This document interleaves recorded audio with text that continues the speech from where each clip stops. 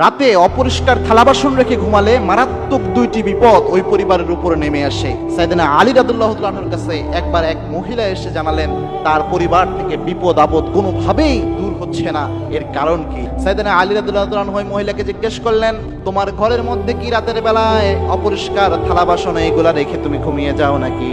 কোনো পরিবারে যদি রাতের বেলায় এই অপরিষ্কার থালা বাসন রেখে ঘুমানো হয়, বিশ্বাস করেন দুইটি বিপদ অবশ্যই নেমে আসতে পারে। তার মধ্যে নাম্বার 1 হচ্ছে স্বামী স্ত্রীর মাঝে কলহ, স্বামী স্ত্রীর মাঝে মোহাব্বত না থাকা।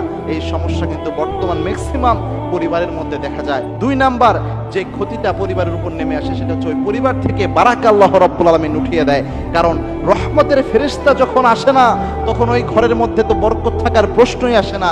এই জন্য আমাদের উচিত হচ্ছে ঘরকে পরিচ্ছন্ন রাখা, বিশেষত রাতের বেলায় অপরিষ্কার থালা বাসনগুলো আমাদের পরিষ্কার করে এরপরে ঘুমাতে যাওয়া।